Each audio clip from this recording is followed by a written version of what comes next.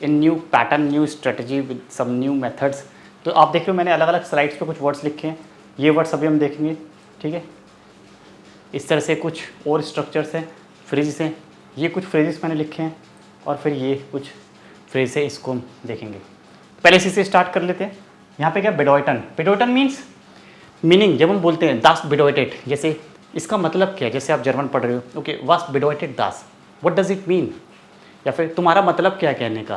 तो यहाँ पे दोनों का मतलब है टू मीन, बट अलग अलग कॉन्टेक्स्ट में यूज़ होगा। जैसे तुमने किसी वर्ड का मतलब पूछा, तो वास बेडोइटेड दास, वास बेडोइटेड दास, मतलब इसका मतलब क्या है। फिर आंसर आया दास बेडोइटेड कुछ भी, जैसे लैम्प, बुक, इस तरह से। सो वास बेडोइटेड दास, what does it mean, what does it mean, इसका मतलब क्या है, वास बेडोइटेड दास। या फिर वास माइनन जी, आपने किसी से बोला, किसी ने, आप किसी बात पर डिस्कस कर रहे हो, तो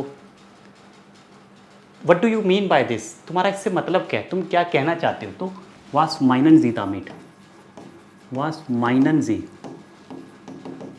वास माइनन जी दामिट, मतलब what do you mean by this, माइनन। तो माइनन यहाँ पे to mean, what do you mean. ये माइन पॉजेसिव नहीं है, माइन मायने नहीं है, गलती मत करना। ये माइन, ये माइन दाइन नहीं है, ठीक है, ये माइन नहीं है, ठीक है, ये वाला नहीं है, पॉजेसिव नहीं है, ठीक है, दिस इज नॉट पॉजेसिव। ये माइनन मीन्स टू मीन। सो वास माइनन सी दामिट, what do you mean by this. फिर आप बोल सकते हो इश माइने मीन्स आई मीन, इश माइने, इस तरह से। जैसे हम बोलते हैं इश ग्लाउब आई बिलीव, ऐसे इश डेंक, तो ये ओपिनियन। तो इसका मतलब हम ओपिनियन देने के लिए, अपना ओपिनियन, किसी बात पर अपना ओपिनियन, अपनी राय, अपनी सलाह देने के लिए हम यूज़ करते हैं। तो माइनन क्या है, ये वर्ब है, ये दोनों ही क्या है, वर्ब है, दीज आर वर्ब्स, बेडोइटन और माइनन। क्लियर हो गया। बेडोइटन और माइनन का मतलब, जैसे किसी चीज़ का मतलब पूछ रहे हो आप, मीनिंग, हाँ मीनिंग, वास बेडोइटेड दास, और माइनन वास माइनन जी दामिट, देन इश मायने, मेरा मतलब ये, I mean this this this. इस तरह से सिंपल दोनों वर्ड से, दोनों को समझ लेना और यूज़ कर लेना। चलिए नेक्स्ट देखते हैं, एक और स्लाइड बनाइए। एस हंड्रेड जिश प्रेपोजिशन फिक्स, यहाँ पे भी एस गेट और यहाँ प्रेपोजिशन दोनों के साथ ही है। अब इसका यूज़ क्या होता है, जैसे आप टेक्स्ट पढ़ते हैं हम, स्पेशली B1 के जो एग्जाम में आता है, जैसे कि लेजन का है टाइल स्वाई, उसके 2 पैराग्राफ होते हैं, A और B। दोनों में पहला क्वेश्चन यही होता है कि वो रूम हैंडल टेस्ट सिच, मतलब ये टेक्स्ट किस बारे में है, इस टेक्स्ट में किस बारे में बात की गई है, what it is all about. Same यही है, वो रूम गेट एस, मतलब what it is all about, किसके बारे में बात हो रही है इस टेक्स्ट में, इस बुक में, इस पैराग्राफ में, किसके बारे में बात हो रही है, what it is all about.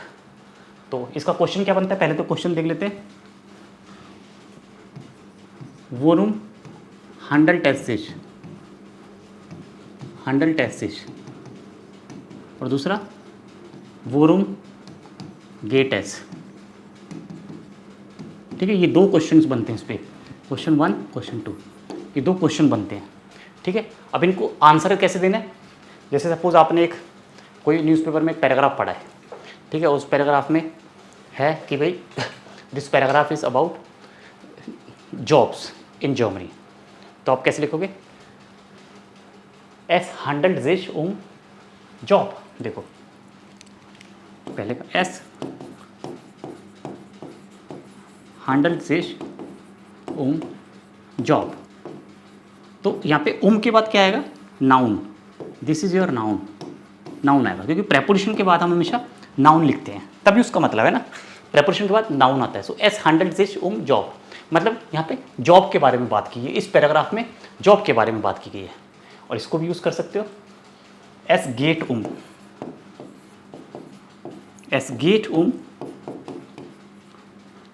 नॉय जॉब्स या नॉय जॉब्स आनगेबोट, न्यू जॉब ऑफर।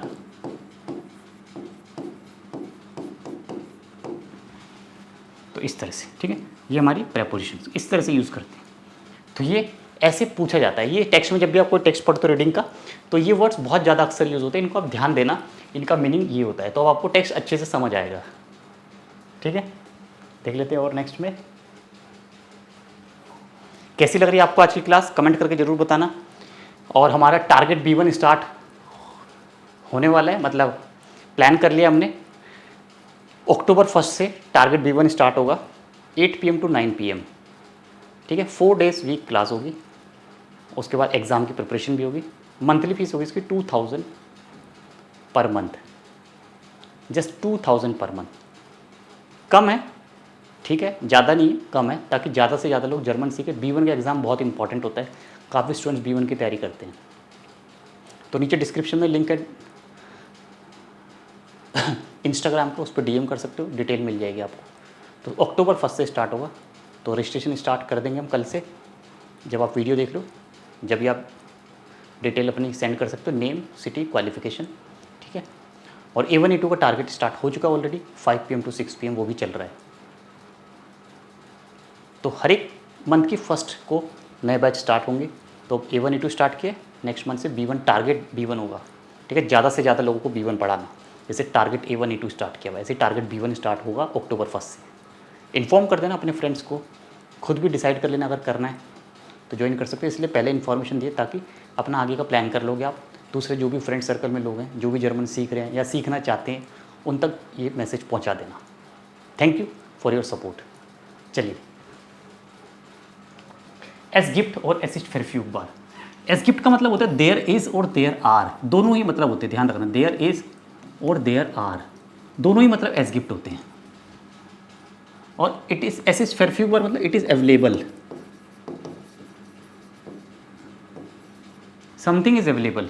तो ये दोनों रिप्लेस कर सकते हो आप। जैसे ये बहुत ज़्यादा यूज़ करते हैं, जैसे there are many kids, there are 2 cars, there is only 1 house, there is 1 person in the room. तो इस तरह से देयर इज़, देयर आर आ रहा है तो एस गिफ्ट यूज़ करोगे, ठीक है। ये फिक्स है, एस गिफ्ट, कुछ नहीं छेड़ना। ये सब्जेक्ट है, ये वर्ब है, बस। ये वर्ब है गेबन, गेबन वर्ब है ये, है ना। कई बार स्टूडेंट्स पूछते हैं वर्ब कौन सी, गेबन है। बट आप इसको ऐसे यूज़ करोगे, इसमें और कोई चेंज नहीं करना। जैसे एस गिफ्ट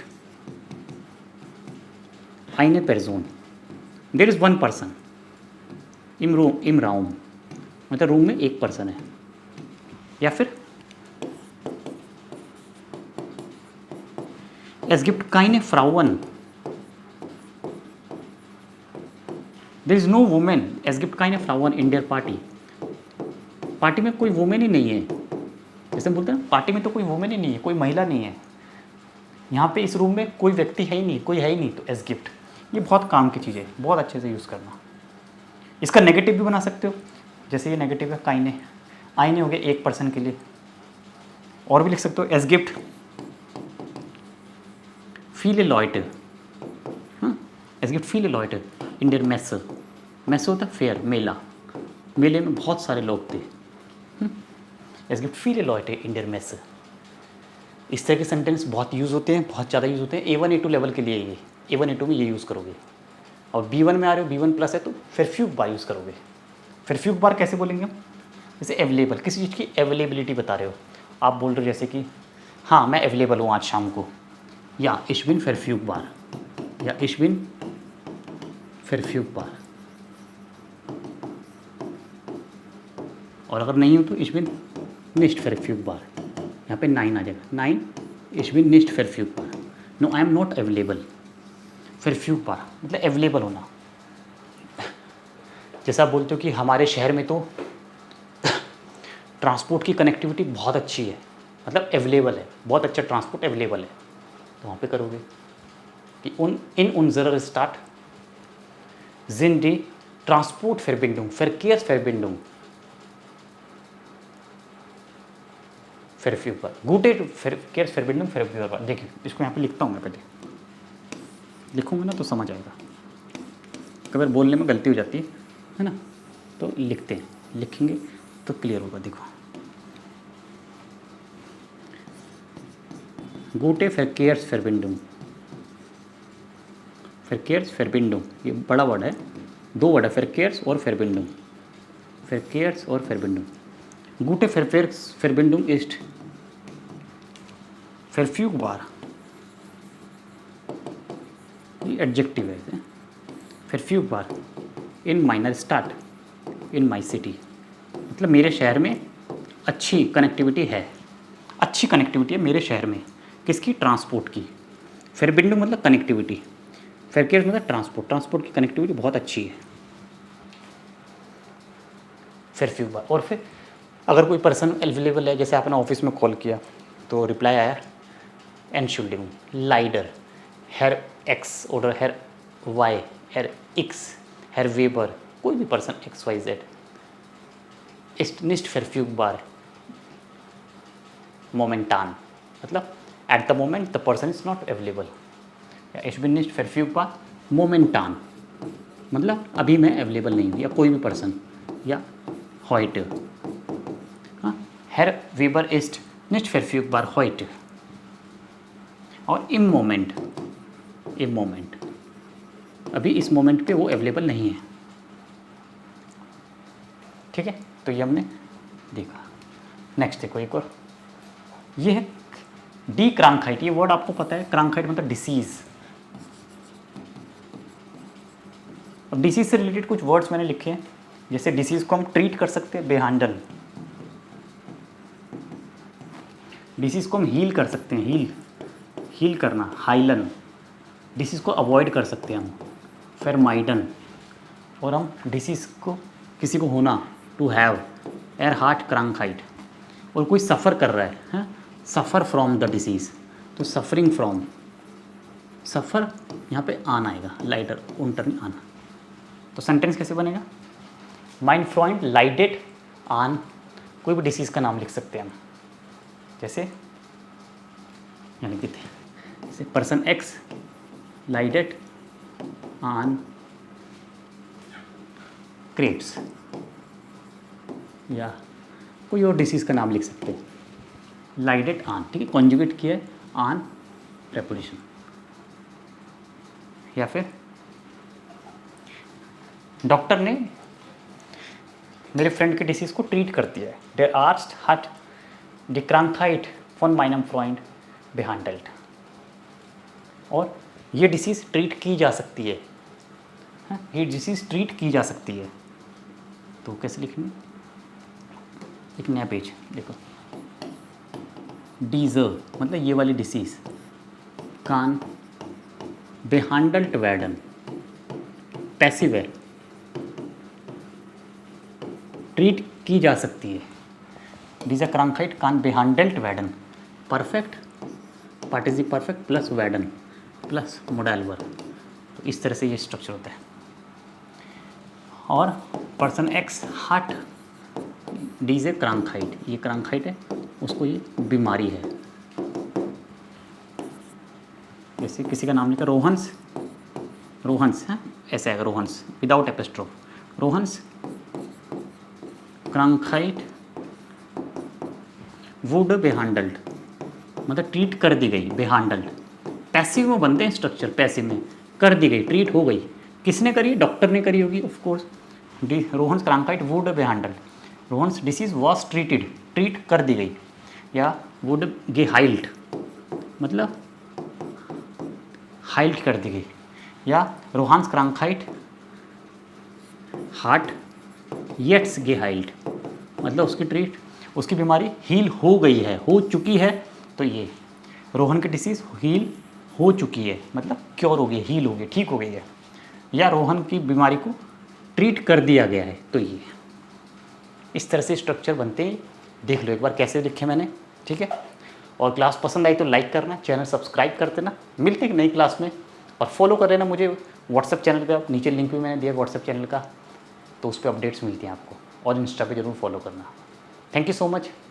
आउ विटरसेन बिस मॉर्गन।